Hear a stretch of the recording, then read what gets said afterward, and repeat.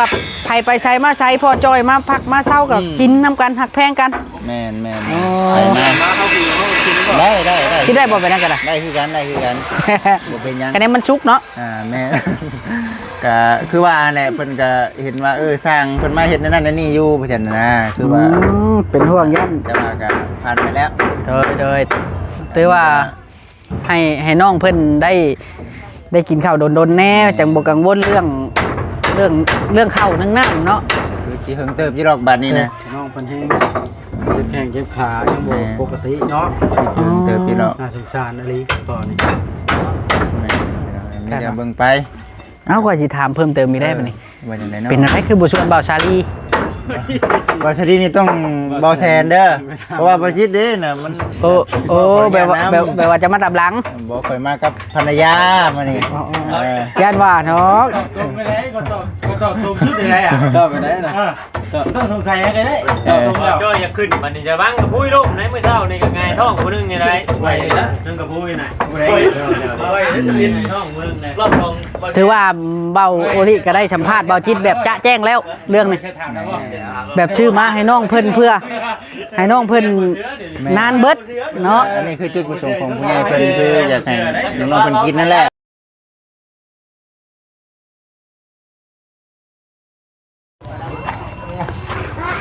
สบายดีพี่น้องทักทายสบายดีพี่น้องเด้อมื้อนี้ก็อยู่กับเบาลิพี่น้องเบาลิก็อยู่ที่อันพี่ละ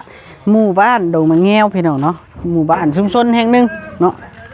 ชุมชนแห่งนี้ก็เฮ็ดเดือนเฮ็ดชานมีแต่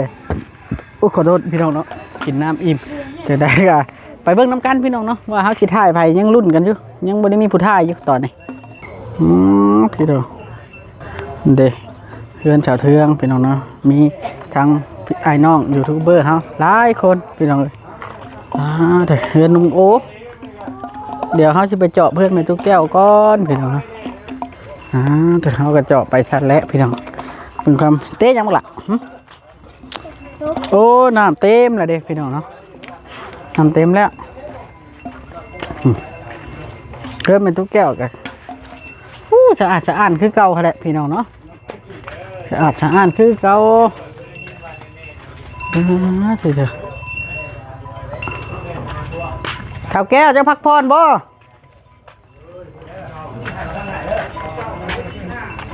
ข้าวแก้วพักผ่อนพี่น้องเนาะลูกอย่าแล้วพี่น้องเนาะไปเรานอนซะ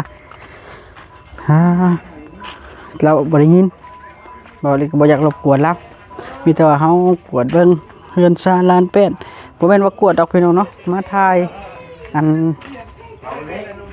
กินยังล่ะบ่มีบ่จ้อยอยากได้บ่ถือว่าบ่จ้อยใช้ฉากเจ้าขาดบ่ดิหลังบ้านแล้วก็มีพักมีสีซ้อม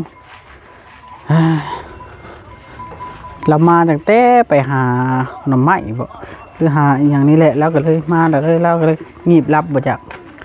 อย่าเล่าพี่น้องเฮาสิไปรบกวนอะไรกันบ่ได้ว่าสิเข้ามาลิ้นมาหัวน้ำเล่าสิซื้อดอกเปล่าลิก็ได้เนาะเปล่าลิก็บ่ได้มีเจตนาอื่นใดว่านั้นโอ้ทีมงานคืออยู่เทิงหลายแท้พี่น้องเนาะแล้วมันเมื่อว่างเจ้าหน้าที่เดี๋ยวมาทำได้ก็กินก่อนนั่นนะวะเงินนุ่มโอ้พี่น้องเด็กกระตุกมีเวลาเนาะมีเวลา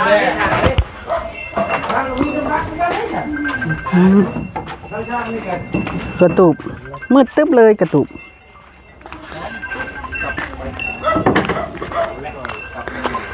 พอแฟดขึ้นไปได้นะเอาเทลี่เลยจะเชิดนอกเลยนี่ตั้งปกนั่นพี่น้องนุ่มโอแล้วพักผ่อนพี่น้องเนาะเดี๋ยวมาเราเห็นเบียกแล้วมันเป็นช่วงพักเที่ยงนะ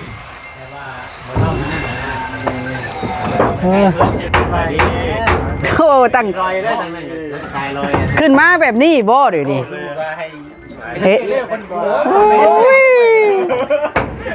กว่าเนี่ยเรียกแท้ดีๆนะบ่ได้ทางทีมงานนี่พี่น้องเอ้ยเนาะ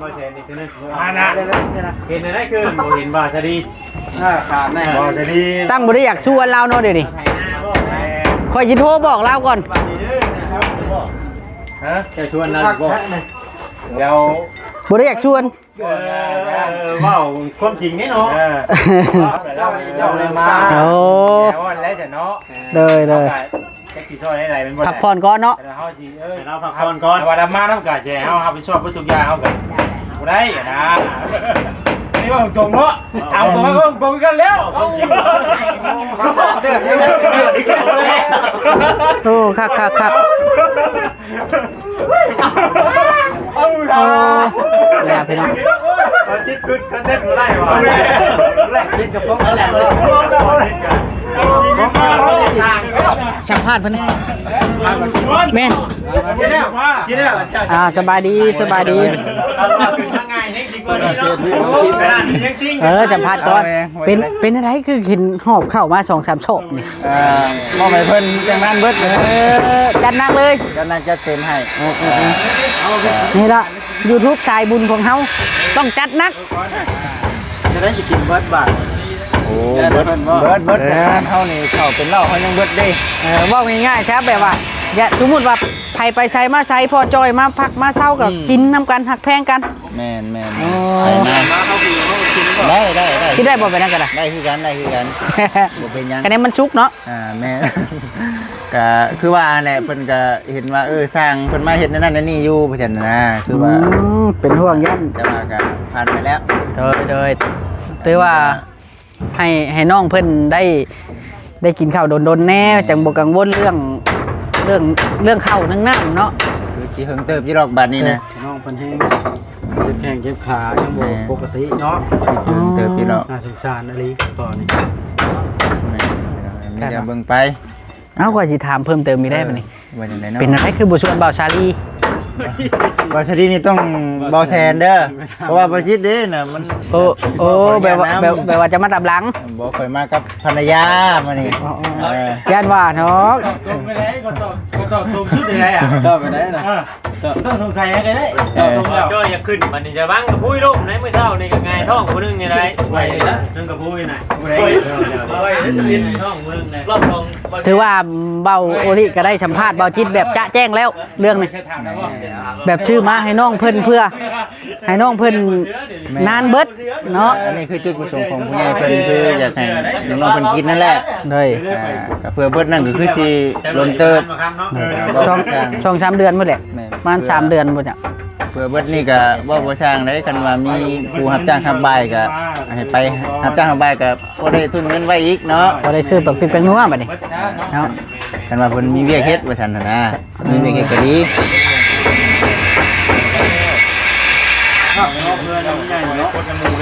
เท่านี้ ซำนี้แล้วเพื่อนเบาอีก 3-4นี่เอาบ่อยู่ผู้ใดเนาะแม่นบ่3-4แสนนี่ โอ้ยใช้แป้นบ่พอจะบ่ช่างสิขึ้นมาบ่ฮับก็จ้อยบ้องนะน้ำโมนะ บ่เบาลิขิต ได้บ่ โอ้ยสิตกนี่แหละสิ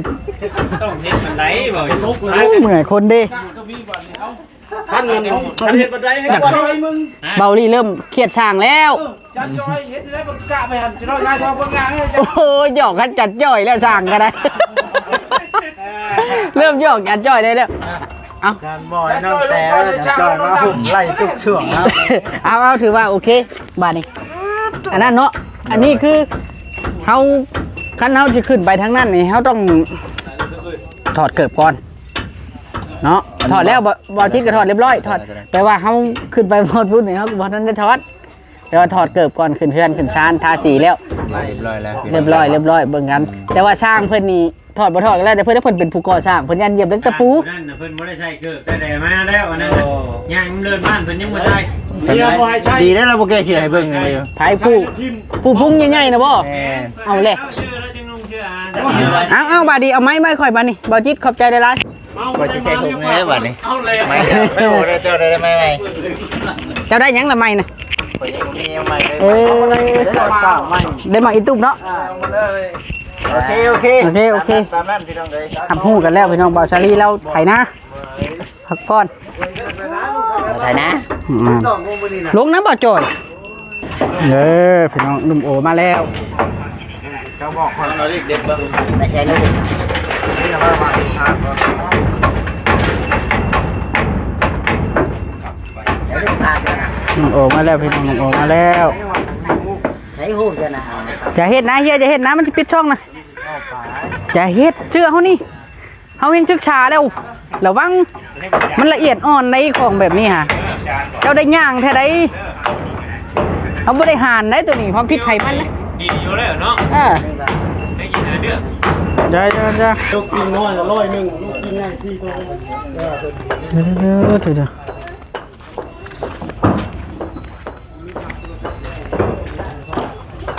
เอ้าไปใช้แหละชาวเทืองเด็ไปทางไหนเนาะโอ้ยหมู่คู่อัดท้ายรถอันนี้เบิ้งเบาลิสิทำความดีอัดท้ายรถให้หมู่คู่ก่อนบ่ได้ลุกนี่ทำความดีไปอีก อัดท้ายรถให้หมู่คู่เอาแล้วบาทนี่เอ้าไปเทืองเฮ็ดยังสบายดีเฮ็ดยังนี่ คิดอยากกินข้าวอีกแล้ว กินปลากระป๋องบ่เอาติดไว้ไหมขออนุญาตเด้อพี่โจเฮ็ดปลากระป๋องกินข้าวบ่ เลย กินนี่ตำส้มไม่ชื่อเนาะ กินนี่ตำส้มชูเขากิน เอาแม่ผักน้ำนะต้มไหมเอาไปต้มหน่อยเด้อ กินอยู่เปล่า เจ้าแห้งไปเก็บอยู่เรื่อยเนาะ เลย นี่ล่ะพี่น้องเนาะเลยเทืองแล้วเฮ็ดกิน ไรบ่อยากเข้านี่บอกให้เราอยากปลากระป๋องบ่โอ้ยน่าดีอย่าว่าจังชานกะลำได้แบบนะคักเด็กหน่อยเด็กเขากินบ่ได้บ่ โดยเขาไปกินน้ำประมาณ นี่ล่ะพี่น้องเนาะยูทูบเบอร์หลายๆท่านรวมทั้งเบาโอลิพร้อมเป็นมาอยู่เฮือนชาวเทืองตลอดพี่น้องเอ้ยเพราะว่าเฮือนแล้วน่ะมันเย็นเนาะเต็มที่ก็อย่าพาว่าเด้อชาวเทืองก็เลยว่าเรามีอยู่เอาสิเอานี่มื้อแกงเลยเจ้าวิญญานางบ่ อย่านั่งนี่ เจ้าผู้ปั่นเฮานี่เด้อคันนั้น อ้า เวลาจะไป ตัว มันมี นะ แถวนี้ มันอันนั้นเบิดแล้ว โอ้ยมันบ่อันนั้นดอกสำเนียงบ่ได้แกงแน่นี่แถวรถจะให้แม่เท่าทู่แกงอย่านางแกงมันไหม้ เลยไปสิไปหาหน่อไม้มันนี่แต่ว่ามันแบบเฮาบ่แม่นเฮาลูกมาแหละแบบนี้มาซักเครื่องแล้วเวลาเฮาลูกแล้วมันเป็นวินแล้วก็เลยบ่ได้ไป เบิ่ง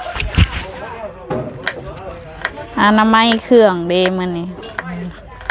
อันนั้นไม้เครื่อง โดย ซักเครื่องบ่ โดย คอยว่าสิเฮ็ดหัวนั่นแต่ว่าบ่มีรักหัวก็สิตัดเอาไม้ตัวใดสิเอามาตัดโลดมันก็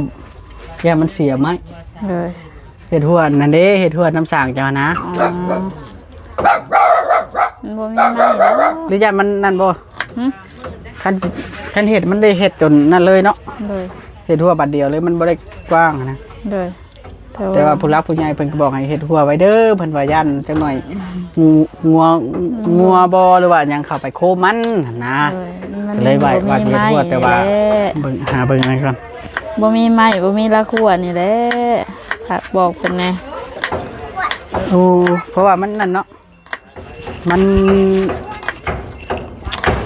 นมีแต่ใบเศษเนาะ โดย เวลากินข้าวแล้วเฮ็ดหยังน่ะซอยหยังหมักนาวนะ ใช้กระเทียม เจ้าจะแล้วเจ้าสิคั่วบ่ บ่ เทียบมานั่นเลย โดย เอาเลยพี่น้องนะแนวกินเพิ่นนั่นน่ะเอากระป๋องล้นเจ้าก็จะกินบ่นี่ล่ะสบายดีก่อนมาสบายดีก่อนบ่าวก่อนดู ยก น้ มื อง อ มือข้าวเฮียนแล้วบ่ดิ ยัง โอ้ยัง2 ปีแล้วบ่3 ปี4 ปีแล้วบ่ 6 ปีแล้ว 6 ปียังบ่ได้เข้าเรียนป .1 อยู่ปีหน้านี่สิเข้าบ่ปีหน้าฮะโดยแล้วบ่ลูก โดยแล้ว 6 ปียังได้เข้าเรียนอยู่ได้พี่น้องนี่ล่ะย้อนสภาพการเป็นแบบนี้ล่ะบ่แม่นว่าแนวอื่นได้ย้อนสภาพการในความว่าบ่มีนั่นมีนี่แหละ อย่าขึ้นลูกอย่าขึ้น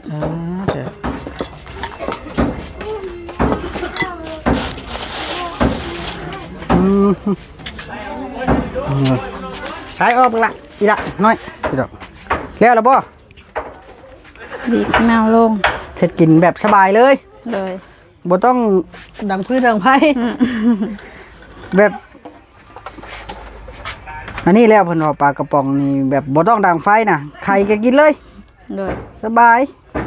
ค่อยมักกินได้แต่ข้าวยังน้อยพุ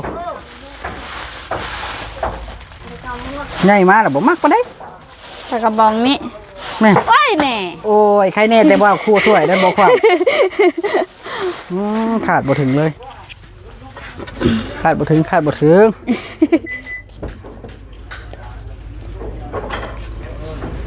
ฮะแล้วเนาะ เลยทีมขยะ โอ้ยเดืองไปเรากินข้าวก่อนไปหน่อยเนาะเอาสิถ่ายรอบๆให้จบคลิปมาบัดนี้มาเอา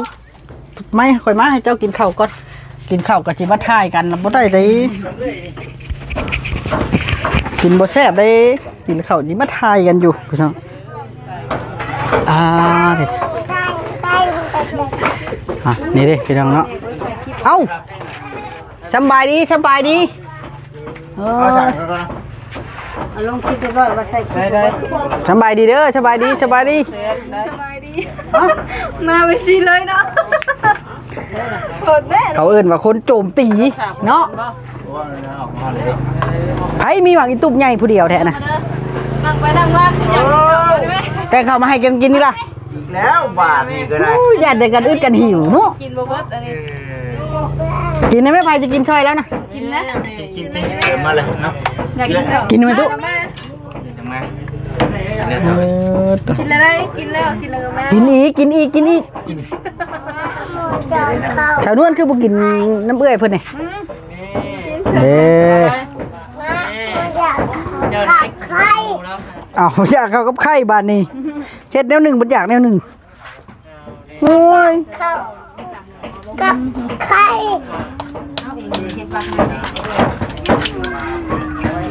นี่ล่ะพี่น้องเอ้ยเนาะเอาเลยเอาพี่น้องบาดนี้เนาะเบิ่งละนะบ่าวไปเนี่ยปึ๊บไปมาได้ล่ะไปเฮ็ดเรียกนะเรียกไปได้ล่ะ กินน้ำก่อน เดี๋ยวพี่น้องโอ้ทางสองเท่าเนาะสองตายายเพิ่นกะอันเสียหญ้าบ่ลุง โดย โอ้เก่งให้มันสะอาดเนาะ โดย เฮ็ดนั่นได้แล้ว แปดแล้ว มันสิมีงูเงี้ยวแขวกระปอมครบลูกครบหลานแถวนี้แหละเนาะ โดย เฮ็ดได้ซะนะเป็นไปแล้วเด้ น้ำมือมันสิสะอาดแล้วใหญ่ แม่น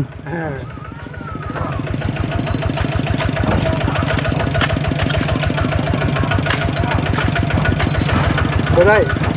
มันหูตามันบ่คักสิ โอ้ยยารถตำบ้านนี่ปุ๊บก่อนโอ้ได้แบบเช็ดทีคักแท้เนาะ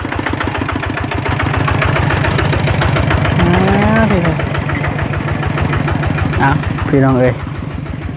นี่ละจะถึงไรละเดือนน้องกระแตมากยังล่ะลุง มาอันเดี๋ยวก่อนมันนั่น โอ้ปลูกมึงนัดพร้อมบ่ โดยดิ โอ้คักกะแล้วปลูกมึงนัด โดย เอาหัวมันมาปลูกบ่ลุง อันเด้เป็นยังก่อน เฮาหักออกแล้วมาปลูกเลยบ่ โดย โอ้สบายต้นมึงนัดเนาะ โดย บ่ต้องเอามีในมีหยังปลูกเลย ง่ายๆเลย ถือว่าพอสมควรอยู่ได้นี่ บ่หาง่อยหายังอันเหงายังมาเลยมาซักลูกดินเกิดเองเลย ธรรมดาเลย โดย กินคักแนวมันปลูกง่ายเนาะ โดย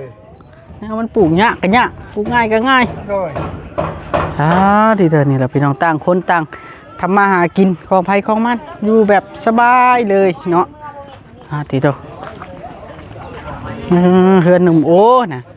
เฮือนหนุ่มโอกับโอ้ทาง YouTube แน่ทางนั้นแน่นี่ไปสอดไปซ่องไปถ่ายทำเอาพี่น้องเนาะที่เดิน ทางนั้นว่าเฮ็ดสำเร็จแล้วพี่น้องเอ้ย ขอพาให้มันขอพาเป็นเป้ เจาะน้ำเจาะใน อันนั้นชื่อมา พูดเลยพี่น้องเนาะเรือเหลืองพี่น้องเนาะสีเหลืองเอาบาทนี่โอเคพี่น้องเด้อสำหรับคลิปนี้เบาลิสิได้ขอตัวก่อนฝากพี่น้องเป็นกำลังใจให้เบาลิคือเก่าคือเดิมมาละพี่น้องไว้พอกันคลิปหน้าคลิปในพุ่นละทีโทบายพี่น้องสบายดี